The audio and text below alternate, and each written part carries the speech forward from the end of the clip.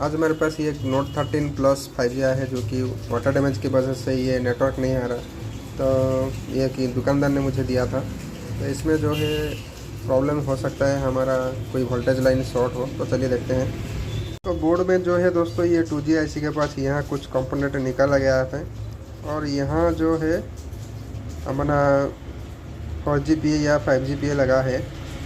तो इसमें भी कुछ कंपोनेंट निकल गया।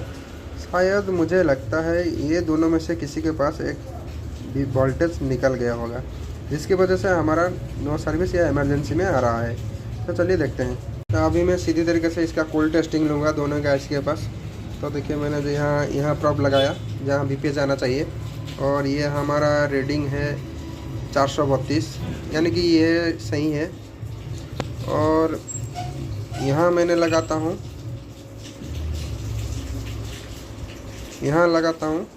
तो यहाँ लगाने के बाद हमारा रीडिंग जो है बहुत ज़्यादा आ रहा है।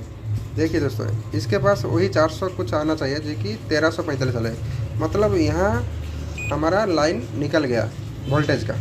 तो इसको यहाँ से VPS को एक जंपर यहाँ से यहाँ दे सकते हैं, या फिर VBAD से दे सकते हैं। अभी देख लो दोस्तों, मैंने जो है इस VBAD लाइन से एक जंपर उठा के इसको दे दिया। ठीक है दोस्तों, तो अभी रीडिंग हमारा 400 कुछ नॉर्मल हो जाएगा, क्योंकि इसका VPH का रीडिंग यहाँ मिल गया 4GPA के पास। तो अभी हमने उनको ऑन करके देखते हैं। हमने कुछ नहीं किया, खाली एक जंपर इधर दे दिया, क्योंकि इसमें वोल्टेज नहीं आ रहा था। तो देख लो दोस्तों, हमने इसको जो है बॉडी में लगा लिया। ये वही बोर्ड है जो मैंने जंपर लगाया, आप देख पा रहे हैं। और ये वाटर डैमेज फ़ोन है। तो सेट जो है हमने बिल्कुल ऑन हो चुका है। आप देखिए हमारा,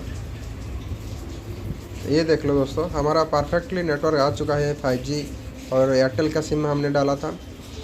तो मेरे ख्याल से आपको वीडियो अच्छा लगे तो एक लाइक सब्सक्राइब कर देना। आज के लिए इतना ही दोस्तों, थैंक यू सो मच।